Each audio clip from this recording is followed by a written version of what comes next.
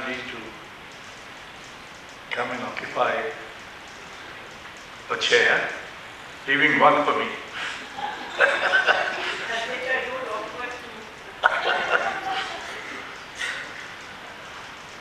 Friends,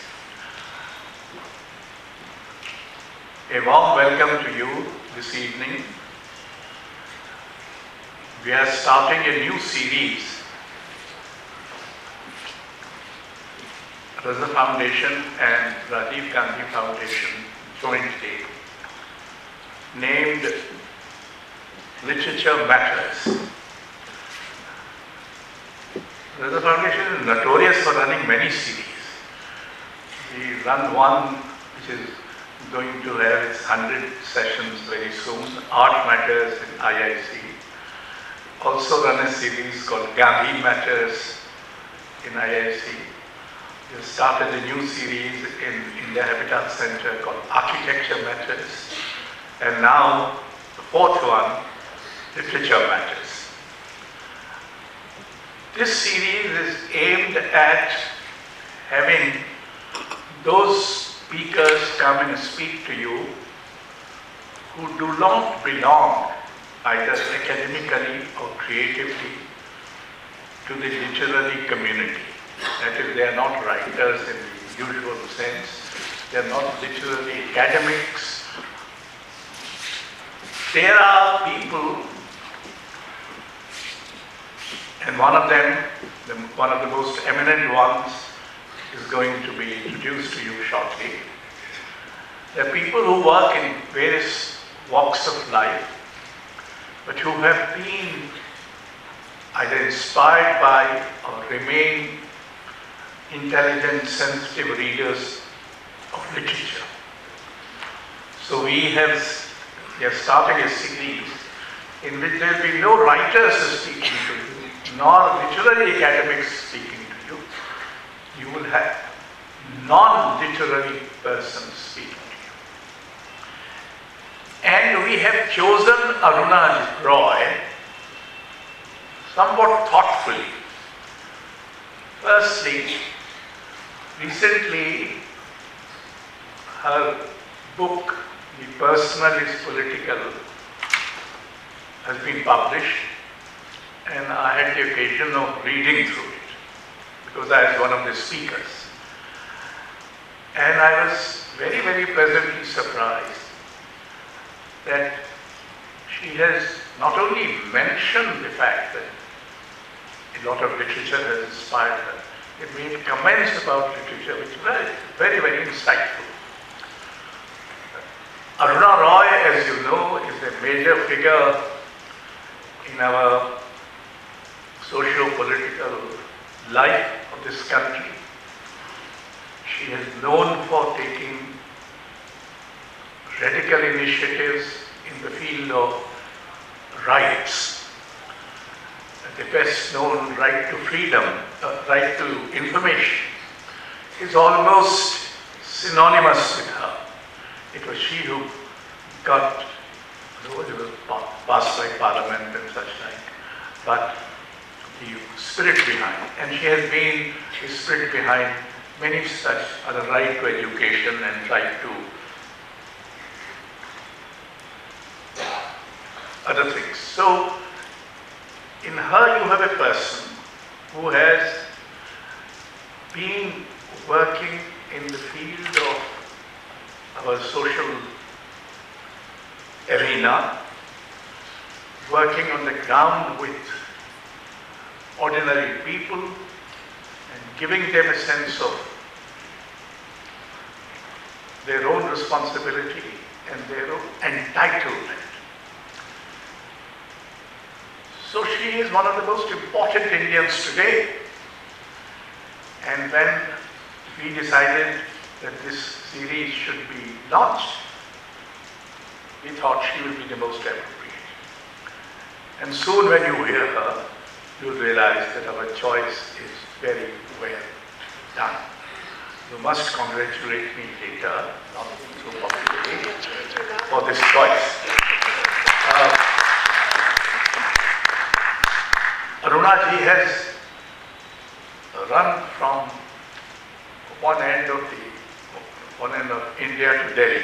She was in Kerala, in Calicut, she just told me, and she just arrived last night, and she seemed to have some kind of a twisted hand. So she wanted to speak while sitting. So there you are. She had also said कि ये तो बहाना है, थोड़ी देर बाद मैं उसको उतार दूँगी. तो now उन्होंने उतार भी दिया. तो अब कोई बहाने की जरूरत नहीं है. Aruna Roy, the floor is yours.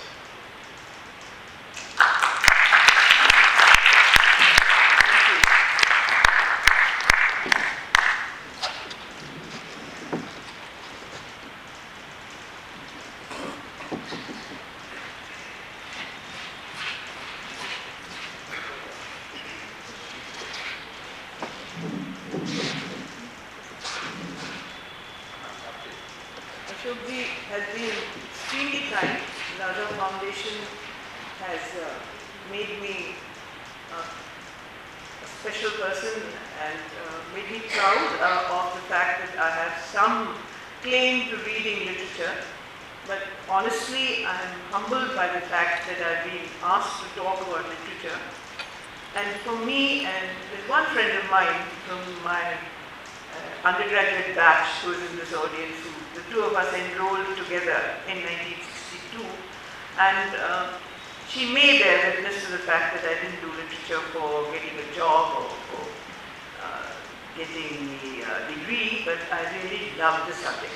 So in a sense, even though I left the academic world in 1967 and 68, I qualified for the IAS and went off, I kept reading. In fact, one of the things I did with my first IAS salary was to buy books for half the salary. In those days, penguins were very cheap. So I managed to get about 100 penguins, which was a fantastic number of books. So I think reading has been something which has been a part of my life. But before I begin today, I want to begin by thinking of Sai Baba, a friend, and one of the most important persons in this country who has talked of literature and written poetry from the prison where he was, and taught literature, but was actually a man who fought for the Indian poor, for the Indian poor. And as somebody who works now with the poor in India, I feel I should start with one of his poems. So he is, "Why do you fear my way so much?" And this is the poem. He says, "Oh Pandit, oh Mullah, I'm not an atheist, for I don't preach ungodliness as my profession. I'm not an agnostic, for I don't carry a basket full of doubts on my head. I'm not your secularist, for I don't stand at the crossroads of all religions. I'm not a rationalist, for I don't use the logic of pure reason. I'm not a heretic, for my business isn't to chase after your orthodox ways to worship and life. Kabir says, he's a messenger of love for people. Why do you fear my ways so much?" It's such a beautiful and powerful poem. And poetry and literature, in fact, are for me the strongest method of communication with people and with different kinds of people in different kinds of ways. I was talking to Purvanand this morning, और मैंने उनसे कहा कि मेरा राजनीतिक भाषा तो हिंदी है, मुझे कहीं भी ले जाइए देश में और खड़ा कर लीजिएगा, और मुझसे कोई भी सवाल करें तो राजनीतिक सवाल करें तो हिंदी में ही बोलती हूँ, जबकि मेरा मातृभाषा तमिल है और ससुराल का भाषा तो बंगाली है, मगर मैं बोलती हूँ हिंदी में। राजस्थानी में उसमें शब्द भी आ जाते हैं बीच में, मगर जब साहित्य की बात करते हैं तो मैं अंग्रेजी के अलावा कुछ और भाषा में पढ़ नहीं सकती। मुझे शर्म भी आता है और एक तरीके से मजबूरी भी है, क्योंकि ना तो तमिल सीखी क्योंकि मैं दिल्ली में पली बड़ी, ना हिंदी सही ढंग से सीखी क्योंकि अंग्रेजी स्कूलों में पढ़ी। तो मेरा ये नतीजा रहा है कि साहित्य तो मैंने अंग्रेजी में ही पढ़ा है, और यूरोपियन लिटरेचर को भी इंग्लिश ट्रांसलेशन में ही पढ़ी हूँ, क्योंकि मुझे ना फ्रेंच आता है, ना रशियन आता है, ना स्पेनिश आता है, ना जर्मन आता है, ना कोई वो भाषाएँ आती हैं। मगर मैं ज़रूर विजय दानदेता की कहानियाँ पढ़ी हूँ हमारे भाषा में, उनके भाषा में, और उनको सुनी बहुत। जो मैं सुनी हूँ साहित्य, वो लोक साहित्य बहुत सुनी हूँ, और लोक साहित्य अलग श्रेणी में है मेरे लिए, क्योंकि वो मन की बात बताता है तो वो अपने मातृभाषा में ना बताए और अपने तरीके से ना बताए तो क्या बताए। तो लोक संगीत और लोक कथाएं और लोक फोकलोर जो हम कहते हैं, but it's not really folklore, it's a huge storehouse of knowledge, wisdom, and extraordinary capacity to communicate, which is what we call folklore. So today, as I sit with you, I had an option. I talked to Aruna this morning, and I said I have two options. One is that I can talk to you as a semi-academic, because I haven't forgotten the ways of storing information and regulating it and categorizing it. And the other thing is that I just talk without any categories, but of the experiences that I've had. And in the conversation, Purvana said that I should perhaps talk to you in a narrative fashion of a story. And I also firmly believe that there are some things that come truly out and express themselves much more pithy when you're not in a structured form. So today I'm going to ramble a bit. And of course, you're free to tell me that I'm rambling a lot. Put up your hand and say, come back to it. But I'm going to ramble a bit. But I have a theory behind my rambling, as usual, when we get literate and when we get degrees, we want theory to support whatever we do. So, as a woman, I have read a lot, but I don't know, there's one slide just to show you how difficult it was today to pick on whom to talk about. I think I battled for about 5 days or 6 days to see whom I should speak about.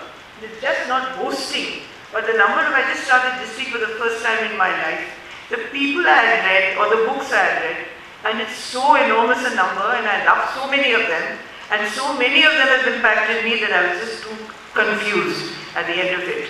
And I decided to shorten the list and just go by what my mind tells me to talk to you about, my heart tells me to talk to you about, and when time is up, I'll up. That's it. So in a way, it's going to be the stream of consciousness about which Virginia Woolf talked so much, about James Joyce, when he baffled us, and when we of course, we loved all his earlier books, but when we started reading Ulysses, I don't know how many of you finished the book, but many of us have stopped after a few pages because it was too much to read. I think we can just take it away, but it's just to show you that I'm sure that any one of you who's my age would have the same problem, and if you're a reader, that you've read so much that you really don't realize how much you've read. And at the end of the day, when you're asked to pick out whom you like best, what you think is your most favorite writer, I have never been able to do it. And if I go from Woodhouse to Bidji, to Shakespeare, Keats, to any kind of other writer that I've read, Giovanni Guareschi, I don't know how he pronounces his name, this Italian writer who wrote about this priest and the communist in the famous series called Don Camillo, and which I read when I was an undergraduate student, which is so telling even today, and so many books that shape our minds. I immensely admire Virginia Woolf, and I think most of us women who are feminists have not able to admire her. She was an extraordinary human being. She was a writer of genius, and since I had so much to do with literature, she had a lot to do with my life. Not only was she a feminist in her writings, but in her whole life, she questioned many things. And I still believe that women's logic is different from men. And I think men's logic is different from women's logic. And I can give you many examples, but I certainly believe that in public action, in India, there are so many women activists, and I think we should have a session with women activists to see how we differ from men and how, what are our arguments and what is the logic that we use. And I feel that sometimes we do believe that the simple logic, this Aristotelian logic that we follow and we call rationality, has to be questioned with some of the emotive issues, some of the issues which are lateral, and we never look at it. In this book that Ashokji mentioned, I said that when one woman meets another, we don't just meet her. We don't meet as just say, oh hi, what is happening, or talk about politics. We notice many things. How is your hair? What saree do you own? And I mean, are you looking tired or not tired? Are you fresh or not fresh? And we talk, and our sensory perception of that individual is multiple. And we take in the whole being. And we may talk about one thing, but we don't forget that there's a human being behind it. And I think in public action it is really done well. Recently we had the foundation stone of the RTI Museum in Jawahar, and about 1,000 women came because they were the women who fought for the RTI. And the RTI Museum Foundation was laid, and Justice Muralidhar and Justice Lokul and Justice Govind Mathur couldn't come and send a message, and they laid the foundation stone, but the foundation stone was really laid by all these people who put a fistful of mud into the foundation. And after that, Justice Muralidhar said in his speech, he said these women are the midwives of the RTI. But I say they are the birth mothers of the RTI, because they stood cheek to jowl for 11 years. In every dharna, in every protest, they were there. They understood the RTI, and if you ask them to define the RTI today, they can't. But they know it and they use it. So I think one of the ways in which women differ from men, and even so-called men and women without letters, is vastly different. For example, just take today. I was getting ready for this lecture, a little worried about how I should present it and where I should begin and how I should end. And I get a call from Devduri, which is where I lived and worked. I now don't live there all the time. I got a call from there saying that 2 communities are at war because the government has allotted land for a cremation ground and a burial ground out of the pasture land just behind where we live, and 2 communities are fighting, and because of the fight there are cases and there is court and there is police and everything else. Now for 4 hours I put aside all that I was going to say this evening, and my main concern was what would happen in Devduri. So as an activist, I've really been concerned with public action first and foremost, and literature has taken a back seat. But at very critical times it's come back. And I find that because there is no linearity in my reading, and there is no linearity in my understanding of thought and action, no linearity in my, except when I go into a very strict mold of asking for a specific law, there is no linearity. You can learn from anywhere, and you can take it and feed it into somewhere else. So in that whole process, I understood thinking is also not a very easy job, because you have to think, you have to push aside thoughts, and then they come back to you, and they haunt you afterwards, and you wonder, and it's all a moral umbrella under which you work. You're always worrying, did I do right? Did I push it away? Should I have pushed it away? Do I not owe something to people who are coming here this evening? Should I have spent so much time thinking about what's happening in Devduri? And all these thoughts also come in, and then you read and you support what you think with various other thoughts. And I have a quote from Virginia Woolf, but I want to ask you here, should I project the quote there, or would you like me to read the quote, or should I bypass the quote? Or should I just mention it? Should I read the quote? She says, it's obvious that values of women differ very often from the values which have been made by the other sex. Naturally this is so, yet it is the masculine values that prevail. Speaking crudely, football and sport are important. The worship of fashion, the buying of clothes, trivial. And these values are inevitably transferred from life to fiction. The critic assumes, because it deals with war, that this is not an important book. This is an insignificant book because it deals with the feelings of women in a drawing room. And forever we have heard that women and women's views are not fit to be heard, not fit to be written, and don't have any value, or if they do have a value, it's sort of a periphery of the intellectual field, and something which only people who are less intelligent should read. Even in village India, rural India, कहते हैं कि 5 औरतें बैठती हैं तो पंचायत को बिगाड़ती हैं. That's the मुहावरा. 5 आदमी बैठते हैं तो गांव को आगे ले जाते हैं. 5 औरतें कैसे बिगाड़ती हैं? 5 औरतों को तो आप बिठाते ही नहीं हो, चौपाल में नहीं बिठाते हो, पंचायत में नहीं बिठाते हो, कहीं साथ तो बिठाते ही नहीं हो. And then you come to this assumption that women are like that. So the battle for women to get space in creative writing and even in intellectual action in the field has been very tough, and I still think even today it's very difficult. And I think when a woman sits down and talks, it's been difficult, and I'm truly grateful to Raza Foundation and Shastri that they've got me as a woman here today, which for a speaker, and you might have a lot to say about what I've left out. But like everything I have been saying and doing, all the assimilation that takes place in my mind, contextualizing the reality with literature is a kind of a hum in my brain. Fiction, thought, political analysis, doctrine, and then the lateral thinking. You read maybe Marx, you read Gandhi, you read Ambedkar. There's a lateral line that goes and which enriches the discussion that's going on in my mind, but which I can't articulate outside.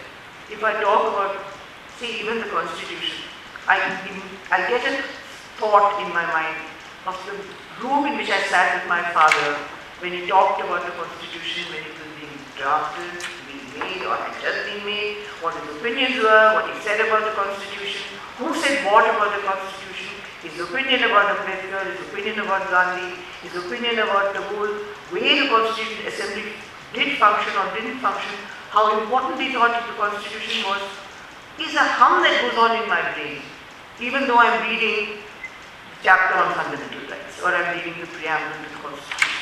Now that is an invaluable thing, and I think women capture this when they write. They capture the imagery around an issue. They just don't talk about the issue, they capture it around the issue. I must also say something rather comical about how literature and an MA in literature is considered a very big thing in Rajasthan. People who don't know English, you ask them, what are you doing? Graduation में क्या कर रहे हो? हम English पढ़ रहे हैं. And I said, आप English में बातचीत कर सकते हैं, मगर हम अंग्रेजी साहित्य पढ़ रहे हैं. So I said, आप अंग्रेजी साहित्य पढ़ रहे हैं, मगर अंग्रेजी समझते नहीं हैं. But they think it is a snobbish value to read English literature. So in the 90s, in the early beginnings of the MKS, we were sitting on a dharna and we were asking for minimum wages, which is something the government has never liked, still doesn't like. And today the minimum wages is such a small portion of what it should be. When I went to Rajasthan in the mid-70s, it was 3 rupees a day minimum wages, and ghee was 3 rupees a kilo, and silver was 600 rupees a kilo. Today, ghee is 900 rupees a kilo and minimum wages is 250 something a day in Rajasthan. So the parity of that for women, to give them figures, they just don't understand. We talk to them about the increase of cost of living, they don't understand. But if you say to them, 3 rupees ghee, 3 rupees mazdoori, ab kitne rupees ghee, kitne rupees mazdoori, in 1 second they know हमारा loss कितना हुआ, हमारे कितने कम पैसे दे रहे हैं और सरकार अपनी कमी बना रही है.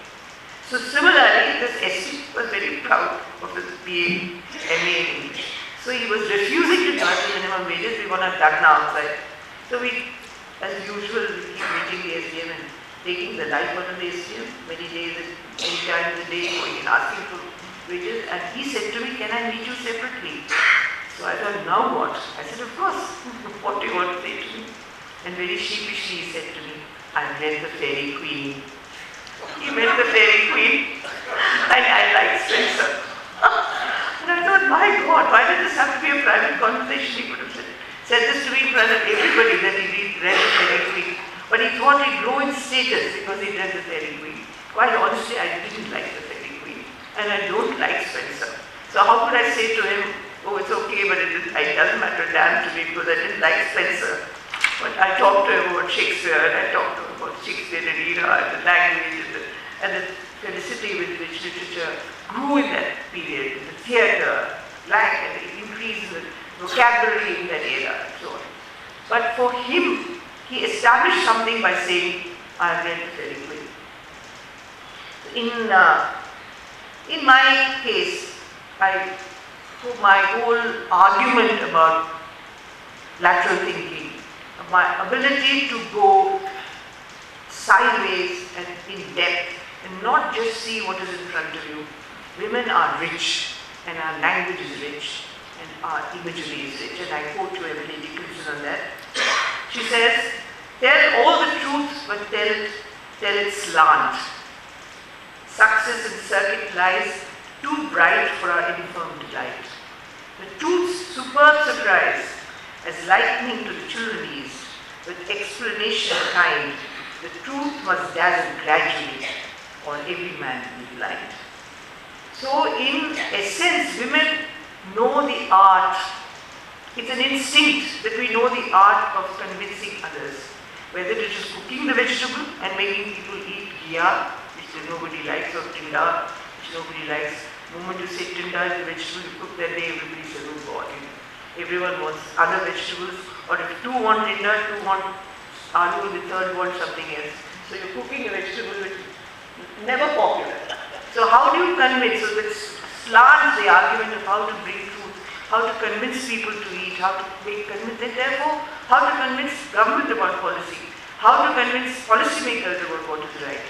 There is a feminist way of doing it. And I think men can be feminists. And I don't think there are feminists only sexually women who can be gender-based feminists. But the art of that, I think, has been NKSS's greatest strength. That we have understood that mere confrontation doesn't get you anywhere. You have to have the ability to convince. And in the convince, there has to be lulls. There have to be periods when they mull over what you said. There have to be periods when you don't threaten them, where they think they have won, but they still think about it. The right to information would have never happened if there hadn't been these lulls. And therefore, I feel basically the right to information in the feminist campaign. The fight for the campaign, they not only got the right to information, but the way they fought was largely a feminist way of fighting for the right. And we didn't go in with straightforward abuse and straightforward. Could be Gandhi. I think Gandhi in many ways was feminist. It could be Ambedkar. I think he was feminist. I mean, you don't have to have a gender. You can't have a sexuality-based attitude to it, but it's a gender-based attitude. So I think even in our work, for instance, even the hours of work, all the men want to talk till midnight. Who's going to cook? And we all cook ourselves. Not as if we are cooks. So we have to cook ourselves. But there are 4 dinners and they all get peptic ulcers. But the point is, you have to eat at regular hours. It's the women who think of food, think of sustenance. And even in activism, it's we who say enough is enough. Now have your meals and then go back to work. And you can't do this. And so also in literature, you have these women writers who tell you what the truth is in their own ways. And of course, in these areas of grey, I think there are many joyful parts, there are many parts of this deep despair. But I think for me, the book was as much of an attraction as, I don't know what young children now look at. I think even that doll has become, Barbie doll has become passé now. There's something else that's coming. I don't know what they see on the TV screen, but for me a book was an absolutely fascinating thing. And since I read from the age of 4, I started with the Aesop fables and the Panchatantra tales. And I don't know why, but my parents taught me how to read very early in life. And I was fixated with books. So whether it was Tenali Raman, or whether it was Mulana Sudhaleen and the oral tradition, or whether it was reading children's books, Baba Yaga the witch, she used to be a famous Russian character who came into our folklore in India at that time, for all those who read English. It was all those stories.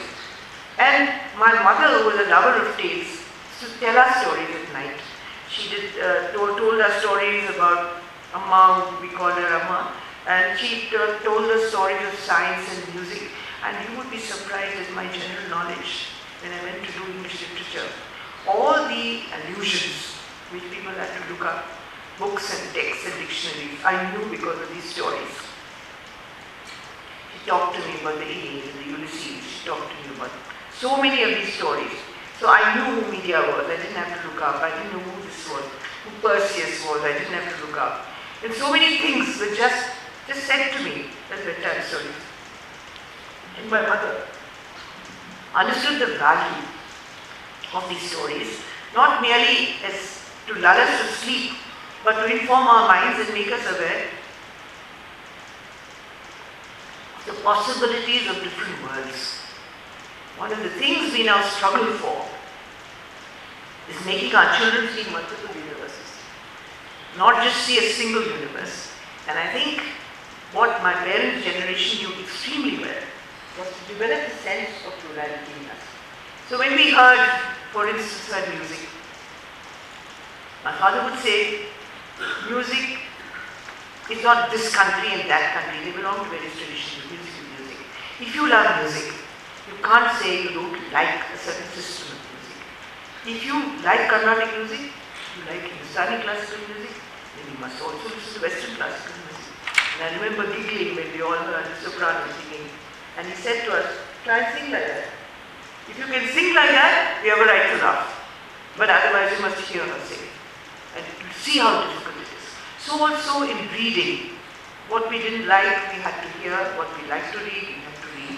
And in this, there was built a certain kind of plurality and an understanding of the multicultural ways of living, which for India is very, very vital.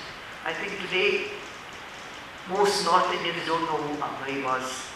Most North Indians don't know anything about South Indian literature. Many North Indians don't know the basics of South India. And for me, a South Indian born, literally in South India, but brought up in North India, it has been very important to understand that there are Tamil writers and the subaltern writers, though I always read them in translation because I couldn't read Tamil, but I knew about them, and for me it was extremely important also to understand about their contribution to the world. And so my father, when he talked about Sirapadiharam and Manimeghalai, I knew the story of Sirapadiharam, I knew the story of Manimeghalai, and I understood the value of the first century classics that Tamil Nadu had produced. And so when they fight a battle today about the Dravida Munnetra Kazhagam and the AIDMK or whatever it is, or Dravida Kazhagam, whatever they call themselves, change their name so often, whatever they call themselves today, I really understand why for them Dravidam is so important. Because Dravida was a huge cultural thing. And the subaltern culture, my father used to talk about the Nayars and their poetry and how beautiful it was. And they all fought because they could not get access to Brahminical spaces, but they were still there. And that whole subaltern culture and how important and rich it was. What it did to a child's mind, my mind, was to understand that it is never one thing. There is a plurality in everything. And if the Nayars were not allowed to write, they were not allowed spaces, they could not go into temples, why was it so? So it built all these things that I later became an activist for. It was not taught by books or political ideology. People make a very big mistake, especially when they give us these labels. They don't understand that those of us who are committed to certain ways of thinking are not brain damaged or brain managed. We are people who have come to it through a complex emotional process where we understand that we grew up in India where all these were of value. And I also grew up in India where we had just assassinated Mahatma Gandhi, where there was partition, there was bloodbaths. So the whole notion of Sufi poetry is not just reading it because it's beautiful or fashionable, it speaks to my blood. It speaks to me where I respond with so much more. And so my political battles are not battles just of ideology ever.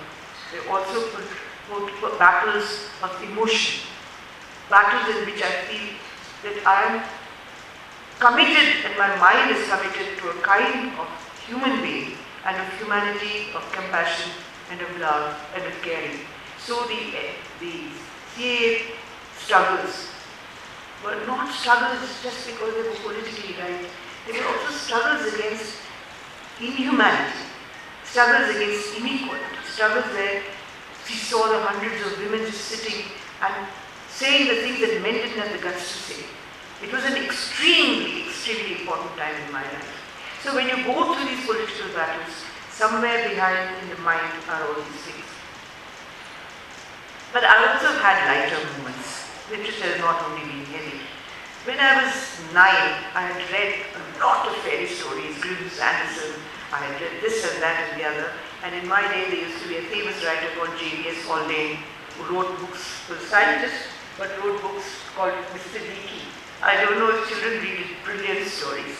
Beautiful stories about magic and how Mr. Leakey is an Indian and he lives somewhere near Lodi Gardens and he has a magic carpet and he travels on that magic carpet to London when he wants to. And when he is in London, Mr. Leakey has a dinner, then your invitation doesn't come normally by post. It comes through a goldfish in your bathtub, it comes through a dog which comes to your door. Exciting. And when you go and have a fancy dress party in Mr. Leakey's house in London, you're given the option of being Shakespeare or this or that or Maharaja or whatever. He taps you on the shoulder and you become that. So it's, and once someone wanted to be a moth and they became a moth. So I mean all these fascinating stories and crazy stories. But again, it was an Englishman writing about a transnational culture and it made some basic changes in your mind. So in a sense, when I was 9, my mother thought it was time I should read a novel. And she gave me Jane Austen. She gave me Pride and Prejudice to read. And I know lots of my friends here, what I call Janeites. And Pride and Prejudice was an amazing entry into adulthood for me. It was a novel which it's a novel I still read. And I see films made on it, I see BBC's version of it and so on and so forth. It stayed with me all my life. And of course at that time I felt, I'm an adult now, I have a novel to read. And I thought, well, I'm important because I'm reading a novel.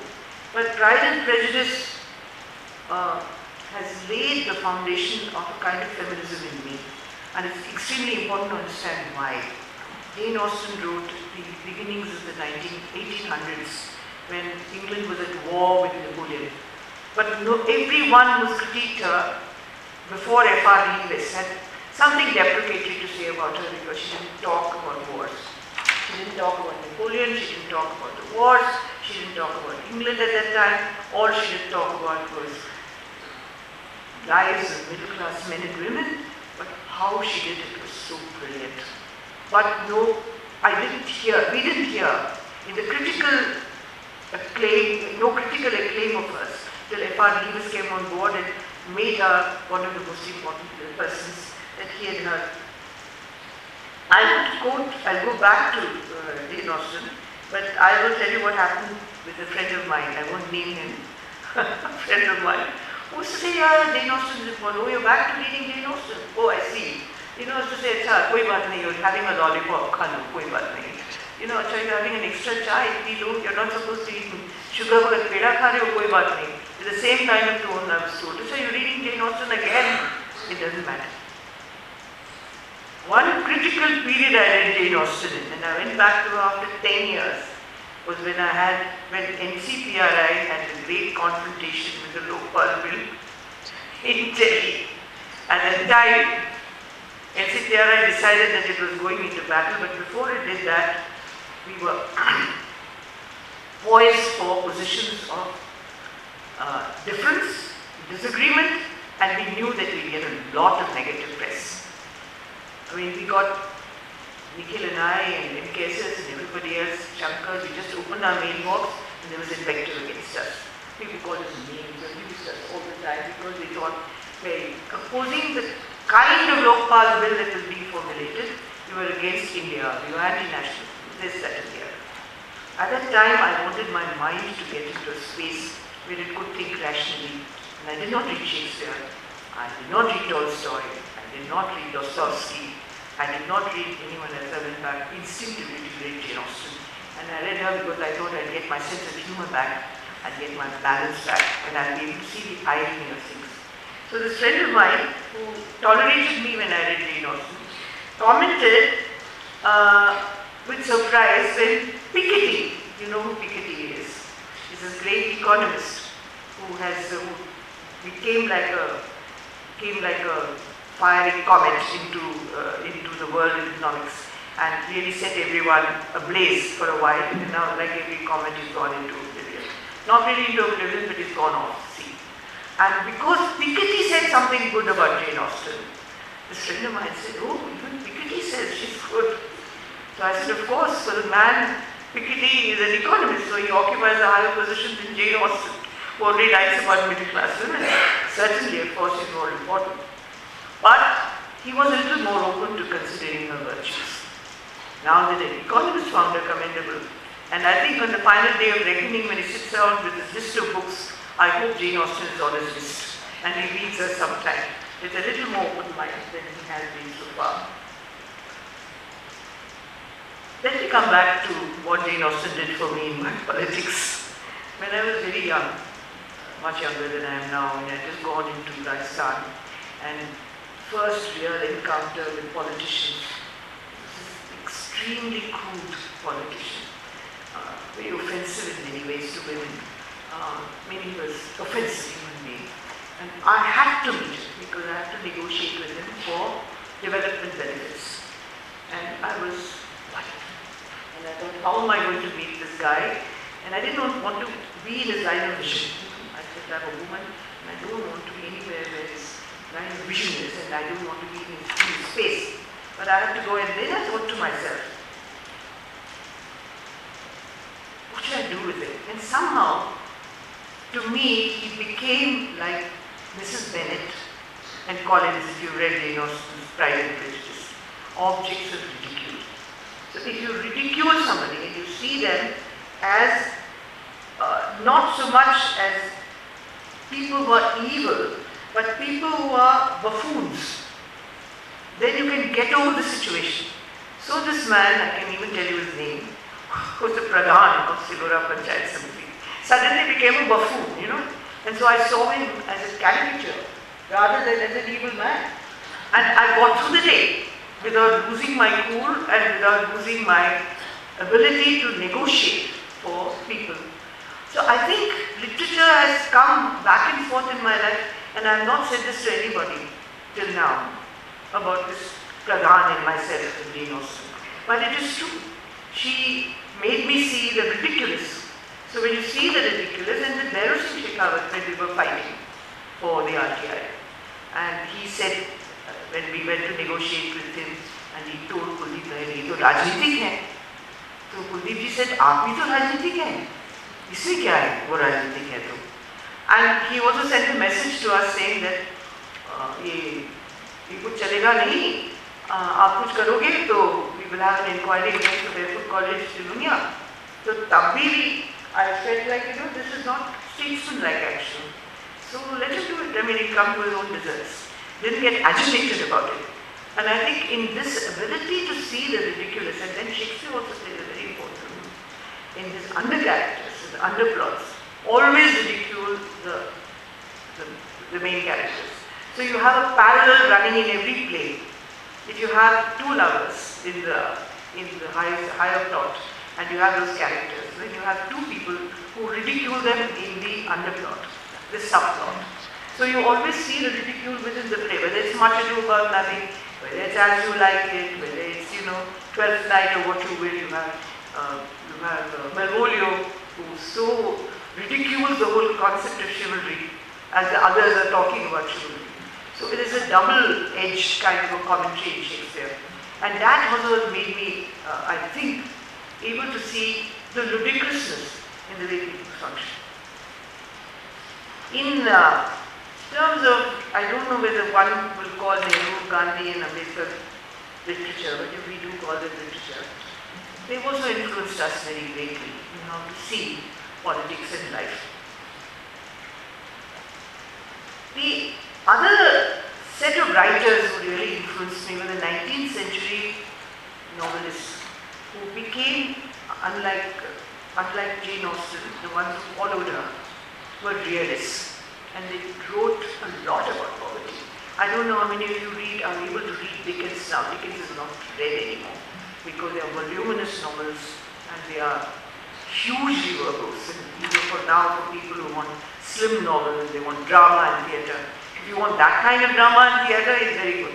But for those of us who read him as young people, and later on as students of literature, he is the best commentary on social life in the 19th century in England. You get to know about poverty, about chimney sweeps, about debtors' prisons, you get to know about all the various things which G.M. Trevelyan, who was a well-known social historian of the period, could only write dryly about. But in Dickens you have the famous character Micawber, who's always going back because he's in debt to the Marshalsea prison and always thinks something will turn up. Whenever anyone asks him anything, he says, oh, something will turn up. All these things are Little Dorrit or David Copperfield, Oliver Twist, when young children and orphans are being trained to be thieves. It's not too far from what we're dealing with in India today. We just turn around and see how young orphans are trained to be thieves, pickpockets in this country. We're not far from Oliver Twist. So Oliver Twist may have happened at some period in history in England, but we still have these things happening here. And for me, all these people have said all kinds of things which are important. Rabindranath Tagore has educated me about the entire Bengal Renaissance. Sunil Gangopadhyay educated me about the Brahmo Samaj. What my husband could never tell me about the Brahmo Samaj, I asked him many times, why didn't you educate me about the Brahmo Samaj? He said, get it from somewhere else. And I got it from Sunil Gangopadhyay. Shesh Shomai, if I'm right, please anyone in Bengali, you can correct me if I'm going wrong. It was Shesh Shomai translated that I read, which I understood the social revolution of Bengal much better than from any history book. Similarly, Leo Tolstoy, The War and Peace, educated me far more about the Napoleonic Wars and the end of the Napoleonic Wars, how Napoleon was defeated by his siege of Moscow, better than any history book. And in the IAS, I opted for history, which was not my subject. And I think I passed with good marks because I remembered War and Peace, not because I was a good student of the books that I read on history. So this transfer of knowledge from one to the other has been extremely interesting to me. In my understanding of literature, for me it's been the language, it's also been the ideas, and it's also been the time at which I read some things. Salman Rushdie and I share a period of time of birth, and he became a Pakistani and I became an Indian. And for me, he's been a fascinating writer. I always read him. Nowadays I find him a little difficult because of his language. But I've always read Salman Rushdie and there's a sense of identity with him. I don't think of him as a Pakistani and myself as an Indian. But we cross the same period of history. And there are so many things he writes about which find an echo in me. And I have quoted some of that in my book as well. And it's amazing how some of these barriers in us cease to exist, and this kind of warmongering and this kind of cry for blood and this kind of savage history that is written about each other all go into oblivion when you read literature and you find that you have so much in common and so many understandings that are completely and totally there. If you read Faiz Ahmed Faiz, for instance, if you read any of those Pakistani poets, you find that they say the same things that we say. And how are we different from them, except in nationality? The emotions remain the same. So I think in all the politics that was shaped in my generation, much was done through reading. And in modern literature, the reluctant fundamentalists, which many of us must have read, Salman Rushdie, of course, Aruna Roy, many of them are people who articulate our ideas much better than we do. We disagree with them, of course, some of the things we say, we don't agree with. But they also shape our minds and our attitudes. But I must go back a little bit to Vijayadanda before I end, because I think I must end. Am I finished by that? No? Okay. I must go back to Vijayadanda, and it's been a huge challenge as to what I should speak about. I really didn't know where I should begin and where I should end. And I just thought I'd go where my mind takes me. And to some extent, I think there is a logic in that too. And that is what I call feminist logic. Because it's not illogic, but it takes you in a stream of consciousness, it takes you in lateral thinking, it takes you somewhere. And in all this sharing of knowledge, which makes you get through. So whether it's between and across borders, or whether it's between class. I mean, for me to declassify myself, had to declass myself and declassify myself, both was very difficult. Because I went to a place where I was seen as a total stranger, because I did not cover my head, I did not behave like a normal woman did. I called my husband by his first name. They were totally shocked by what I did. They thought, and some of them even doubted I was a woman. And they asked me if I was a woman, and I said, what do you mean, of course I'm a woman? So these were my initial conversations with women in Rajasthan. I was really taken aback. But the best way to enter any community is through its culture. Just as we become international citizens to reading English literature or literature of the world, whether it's Hemingway or whether it's T.S. Eliot, so many I love that I can't quote. All these people have made us international citizens, but we keep away from being true citizens of India because we keep away from local literature, from local law, from local fables, and it makes us aliens. And I will be forever grateful to Komal Kothari, whom we call Komala, and Vijay Dandeta, whom we call Vijay, for making me a Rajasthani. Komala made me a Rajasthani the day he exposed me to the music of Western Rajasthan, and I heard the Langas, the Magniyas sing, and I heard Rukma sing. I heard so many others, and I can go through a long list of wonderful musicians sing and play, and I thought, this is amazing. So I told him, I said, Kumala, it speaks to my blood. So he said, yes, it does, because the mochang is used in southern India, and it's used in western Rajasthan. You don't hear it anywhere else. So when you play the mochang, you remember your mochang, but for you it's a rhythm instrument. For us, it's a tonal musical instrument. And then I said to him, but he said, you know, the gamak which you have in southern music is missing in Kannada, not in classical music. But it comes back in the music of the Langas and Magniyas. Of course you feel affinity. So when I heard their music, I dissolved and I transposed it to being true Rajasthani because my blood called and my blood spoke that day. Similarly with Vijay, when I sat with Vijay and he loved reading his stories. And they were amazing stories. But Shankar, my friend and colleague, has read these stories over and over again politically at the right time to make so much sense. And Vijay collected these huge numbers of folk stories. And I'll go through some of them very quickly with you. Whenever, I skipped a lot of what I wanted to say, so don't worry, I'm not going to talk too long. But Vijay, I must say something about. So whenever there is an election and we go, we want to say something in a very short period about the futility of an election process which did not have an ideology. Today we say vote for, but in 10 years ago, 15, 20 years ago, we didn't know whom to vote for because they were all chores on both sides. I mean, we say khanda aur khai ke beech mein kahan giruga. But the most beautiful story was a story called Kanda aur Juta, written by Vijay from Rajasthani folklore. And it says there was a king. And he used to say, मैं न्याय करता हूँ और मैं बिल्कुल भागीदारी के साथ आपको दंड दूंगा. So you can choose what you want to suffer. So he got hold of this man and in the open darbar he said, या तो 100 कांदे जावा खाओ या 100 जूते खाओ.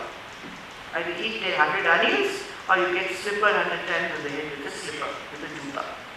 So the man thought, you know, awkward to eat on the head in front of school assembly. Very demeaning, I lose my dignity, so I said, मैं काला करूँगा. So he had about 10 or 12 onions and his mouth burned, his eyes watered, he just couldn't breathe anymore. He said, no, I'd rather get the slipper on my head, the juta on my head. Eventually, he got 100 jutas and he ate 100 kandas. And Shankar used to say, this is the election process. So when you had the kandas, you run to the jutas, when you run fed up with the jutas, you run to the kandas. But what is the ideology? What do you want from these people? What do you want them to do for you? Any amount of polemic, he said, would not have made sense. It was fantastic. Similarly with the RTI, they started giving information which was terrible. You know, once in Bardmer, an innocent Dalit went and asked for information, and they gave him 350 pages of rubbish. Idiotic things which had nothing to do with what he'd asked for. But 250 pages, fortunately because he was a Dalit, he didn't have to pay for it. But if he'd been a non-Dalit, he would have had to pay enormous amounts of money. And then there's this beautiful story about Shankar said that, you know, this whole business of sharing information, sharing power, and they're making fools of all of you. So then he told, there was a beautiful story in Viji's thing in which he related to us. There was a Seth. सेठ जी को पूछते हैं कि आप चोर पूछता है, चोर चोरी करने वाला कोई गुजरता है उससे पूछता है आप कहाँ सोते हो, तो सेठ कहता है इसको मैं क्या बोलूँगा, कहूँगा कि मैं वहाँ सोता हूँ तो खतरा है, तो इन राजस्थानी से सो जाऊँ तो नौरे सो जाऊँ, बाड़ा सो जाऊँ, माए सो जाऊँ, and he mentioned so many places where he might sleep, and at the end he says सो जाऊँ तो सो जाऊँ, नहीं सो जाऊँ नहीं सो, I may sleep or I may not sleep. So that baffling the man who asked a question. So Shankar often quoted this story, saying we don't want to get answers like the Seth answered that chose. We want specific answers, so we must look for specific answers. And people understood very quickly. So these fables and stories have really helped us in different ways. And this is something which has been very, very strong in our campaigns. And we've used story and folklore. Thanks to Shankar, thanks to Vijay, thanks to so many Rajasthani tales, thanks to the culture of people to use the songs, religious songs and religious rhythms translated into other lyrics. And without that, RTI in Rajasthan would not have happened. So for me, literature, music, culture, very much part of my life. And occasionally, of course, it's very straightforward literature that I think of. And I must mention two people and then I'll end. I must mention that I read a lot of literature which people don't normally or serious never read. I read detective fiction a lot, and I read P.G. Woodhouse a lot. And P.G. Woodhouse is a great favorite of mine. Many of my friends think I'm crazy because they don't like Woodhouse. They think he's very British and that he shouldn't be there. But he's been a great leveler for me, because when I'm really in despair and when I think I become too pompous in my head, then Woodhouse brings me back to normalcy. He tells me how ridiculous I am. And I want to quote one line of his which is quite sensible from Uneasy Money. He says at the age of 11 or thereabouts, women acquire a poise and an ability to handle difficult situations, which a man, if he's lucky, manages to achieve somewhere in the later 70s. So I said, 3 cheers to Woodhouse. So here he is saying something exactly what I would like to say. So Shakespeare, I could quote in dreams, but Hamlet, Macbeth, the whole to be or not to be, every line is something to say. You know, and Macbeth, this famous soliloquy of his, that he talks about from day to day, sitting and looking and waiting for death. All these are fantastic things which we all know, we all think and we talk about. But I'll end with Yeats, who is also a very great favorite of mine. I did not quote George Orwell, I did not quote Shastri, I did not quote hundreds of others whom I really revere, read at very many points of time, there's no time. But I will quote Yeats. And he has said something which is so feminist. And he said that he often said that I would like to be a woman when he wrote, because it's the woman in me that creates poetry. And he said it quite specifically, that the woman in me creates poetry. And he says, one or two lines, Lord, help me from the thoughts men think in the mind alone. He that sings a lasting song thinks in a marrow bone. So if you don't think in a marrow bone, you don't think with emotion and fear and anger and love and compassion, you can't really be a human being. And it comes through so powerfully in that. And of course, the often quoted lines, turning and turning in the widening gyre. This is quoted so often. The falcon cannot hear the falconer. Things fall apart and the center cannot hold. mere anarchy is loosed upon the world. The blood tide is loose and everywhere. The ceremony of innocence is drowned. The best lack on conviction, while the worst are full of passionate intensity. What more can we say about today's politics? This is 100 years after he wrote these words, but they still define the politics of today. So the best of literature captures the human spirit, and it captures you and me and holds us bound to a certain kind of thought and process, which helps and enriches us all the time. And I will no longer feel as I felt one day. For 7 years, I didn't read a book, because when I went to rural India, I lived on very meager money and there was no lighting, and I couldn't read at night, so I stopped reading. The only time was 3 times a night, and there were these kerosene lamps. And I used to think, this is the falseness of all our premises, that I thought I shouldn't buy a book, because how can I buy a book costing so much money when the poor can't eat? So I hung on to it for a long time. Then one day I was sitting with a woman in a bus, and I said to her, "Kahan ja rahi ho?" He said, "Nahi, main to bate ja rahi hu, main kai karna ja rahi hu." She said, "Gehne khareedne ja rahi hu." कहा, "तू गहने खरीदने जा रही है?" तो कहा, "मैं तो पायल खरीद के लिए हूँ." मैंने कहा, "तू पायल खरीद सकती है तो मैं एक किताब खरीद सकती हूँ." So I said to myself, it's okay if I buy a book. She will invest in jewelry, I'll buy my book. So I think books have been a passion, a menace, because there were 3 generations of books now to look after, and father, mother, grandfather, grandmother, aunts, uncles, everybody's books, sisters, brothers, books. Huge amount of books, some in Tamil, mostly in English. And the world is there. And old age now is not formidable for me at all, because I feel there are so many of my friends sitting on those shelves. For every fancy and every mood, for every thought and every desire, for every kind of flavor, only worry is I should keep my eyes. I shouldn't lose my eyesight. Now the worry is not whether I will not be able to get friends, come across all the shelves standing there, but will I retain my eyes or not? So old age brings that fear, but my friends sit on the shelves. Many of them are still waiting for me to say hello. Thank you.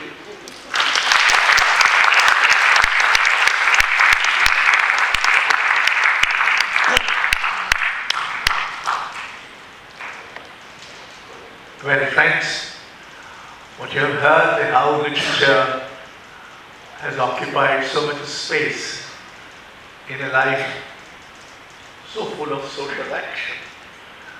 Normally, literature occupies space in people who are not so much in social action. You have heard that. Now, if you have any questions, we have some time. Be brief, be sharp, be witty. Keep quiet if you cannot. Go ahead. Any questions? Huh? Too daunting? Daunting your preconditions. Well, I have a friend here who won't say anything, but she said to me this morning, I'm the only one from our class who's going to come, alone and palely loitering. And I said, the sedge has withered from the lake and no birds sing, within brackets in Delhi. This is a quotation from La Belle Loss of Mercy, written by Keats. Some of us who read it will know. It does not come up to the standard. Is that this has happened to me a few times. That if I'm writing about a female, then the female actor or somebody says, but the female psyche is best understood by the female. Now, for me, this is the kind of situation which I don't agree with. That female will understand the female better. Is that right in your perception? I don't think so, but you will have to become a woman to think like that. I have 2 or 3 examples. One is Vijay. He wrote this beautiful story about peace. I mean, I won't go into the details. There's a couple of stories of Vijay in which he talks about women, and women couldn't have written it better. Shakespeare has written about so many women, but women couldn't have written it better. And I know that for many writers today, many filmmakers, But you have to let go of your male ego, I think, and you've got to understand, and you've got to genuinely feel, like we've been made to feel that we have to be men. आपने कितने firing order किया? Like, you know, you're an IAS officer sitting in a lunchroom. I don't know, I've got some friends there from the IAS. They would never ask you कितने आप लोगों ने कितने welfare schemes लेके आए, कितने order, कितने firing order किया. And you say, why are firing is a matter of great pride, and why is giving welfare to people a matter of great pride? And all the men in my batch, not all, most of them, would think that to get a hard posting, you have to go to Home Ministry, you have to go to Commerce, you have got to go to Defence, but if you get health, isn't it? They all think it's an inferiority posting or a downgrading of posting. I'm not talking about Shastri, because he, by virtue of what he's done, is half woman for me. Because he's done so much creative writing, creative thinking and creation, and I'm half a man because I fight and I struggle, and we are all both. We are both female and male in our makeup. I mean, I don't think there is one, but one dominates, and so we speak of that. Yeah. Can I ask about the list that Aruna ji put there? Yeah. So there was a name I saw, I was struck by it, Bhawan Meghwal. Meghwanshi. Meghwanshi. Can you tell us something about that? I'm not familiar, that's why I'm asking. No, Bhawan Meghwanshi is a colleague and a friend who's written a lot about Dalit issues, and he has been a fantastic inspiration because he's been an activist who also wrote continually and egged us on to write and wouldn't let go. And for me, it's been very important because I was a little, how can I write? And I know I can't do it. No, you must write. You speak, why you can speak, why don't you write? You must write. So that kind of inspiration, and he maintains journals. He published a journal called Diamond India, which brought out and actually wrote, in fact, chronicled the RTI in many ways. It acts as a source for all of us. He writes, he's written books, and he's phenomenal. So for all of us who know Dalit writing in Rajasthan, he's very important in India. He's written a book called Why I'm Not a Hindu, which has been very widely acclaimed and translated into English. That's how we do it. Yes. I have 3 grandchildren, and they would be everything. Not a single book Aruna has talked about, Aruna and I have shared in our college. They have not read them, and it's a great sorrow to me. What do we do about this? Literature impacts our lives so much, it's impacted our lives so much. And I feel, I don't know what they're reading, but it's not what we read. And one hopes that it will have some impact on them, but I kind of relate it to the changing value systems that we see around us.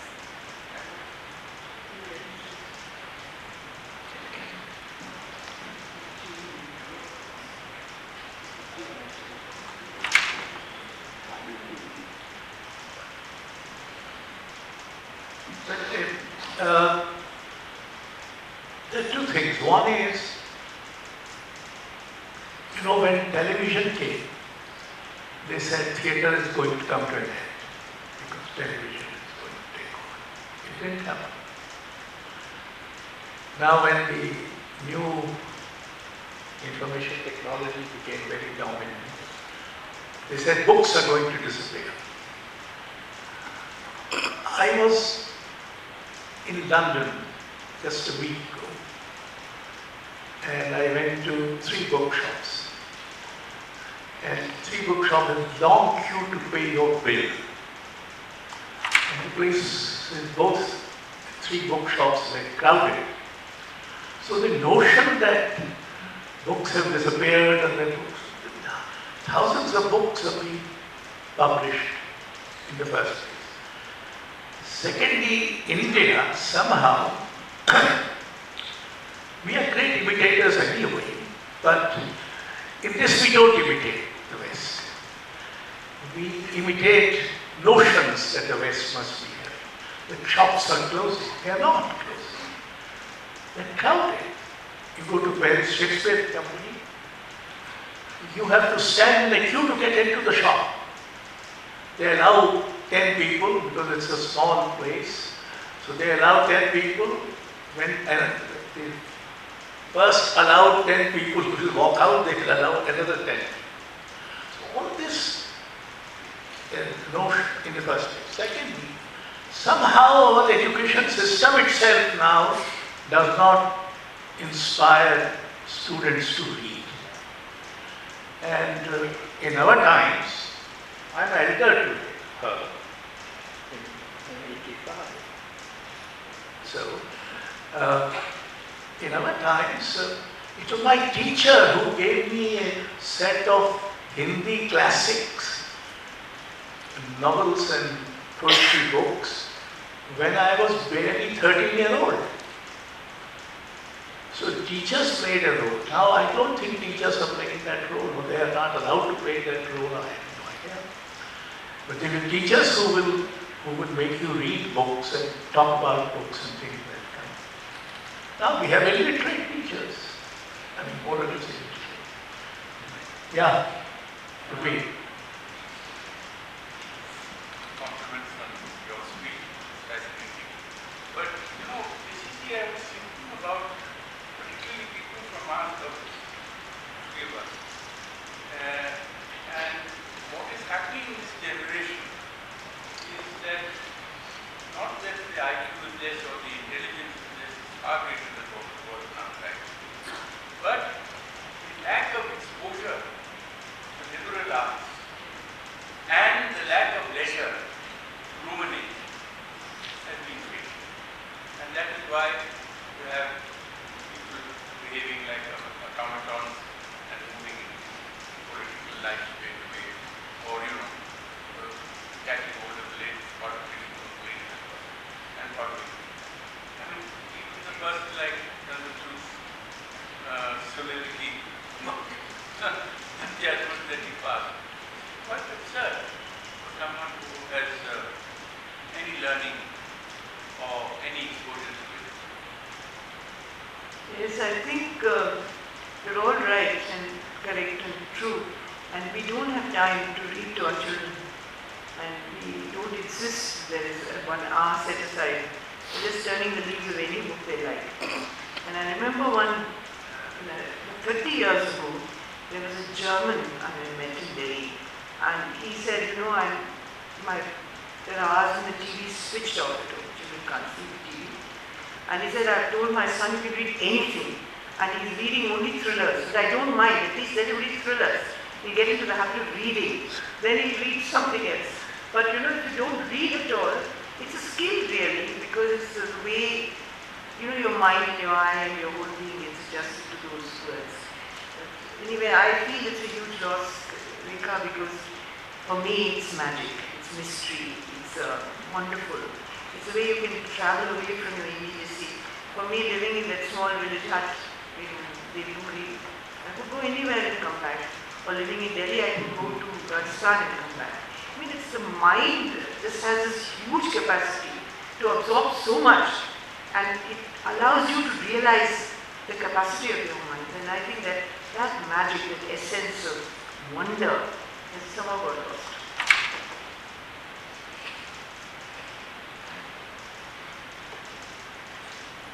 So we come to, yeah, please. So I just wanted to, Aruna, as you were talking and literature matters, I was also thinking about how in the university, for a long time, I'm no longer teaching there, but we were fighting for, the science courses and the science and the commerce courses to also have reading, literature, social sciences as part of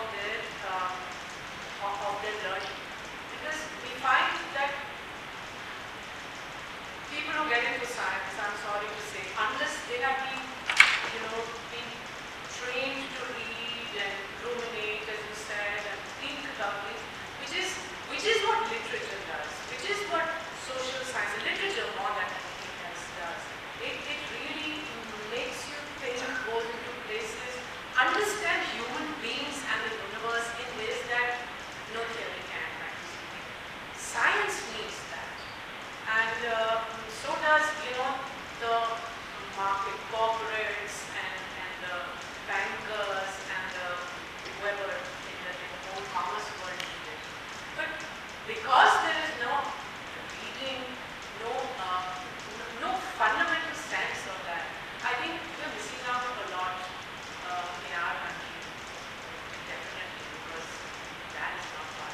Of course, the new education policy just completely has destroyed it. But even that still to the national industry. But I was just thinking that, you know, we need to get that back into schools and colleges also in our education system. Just the idea of reading and reflecting. I mean, I know that if I get into watching this Netflix and so on for a long time, I have to stop because I have to catch a book and start concentrating my mind on. So there is all of that all of us adults also have to do.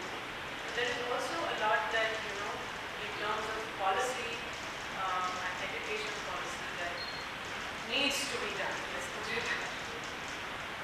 I think, you know, I totally agree with this coaching centers that have come to be now. I mean, more children are in the coaching centers than they are in institutional education. And what are we as a generation instilling into our children that their value, the worth of a child is only the worth of how much they achieve in terms of admission to a university or admission to a course. We don't evaluate their worth as by what they know, what they understand.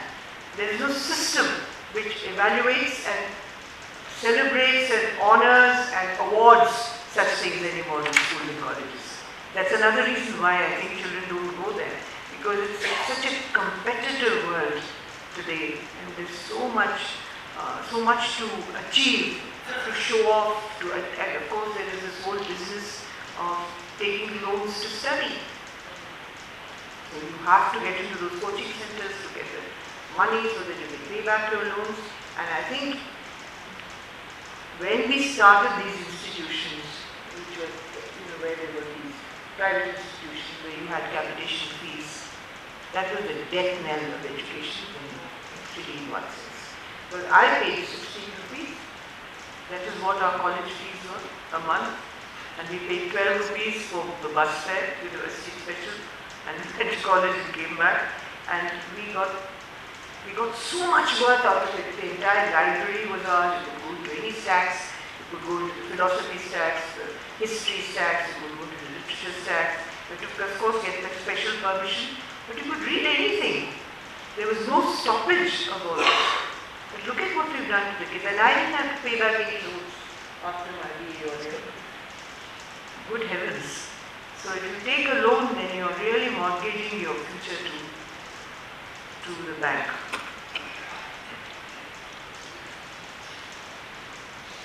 Well, with that, I think we come to the end of the evening. Thank you very much, Aruna ji, for telling us how literature has meant something so abiding in your life and your career. And thank you all of you who come here. We'll have a second in the series which we will announce soon. Do come. And those who haven't come, tell them you should meet them. Or to know them, what they are missing by not coming. Thank you very much. Thank you very much, Raza Foundation. And sorry if I wasn't good enough for the first week. I tried my best in the limited circumstances of an activist's life. But really, I think I should have done far more homework than I did. But thank you very much.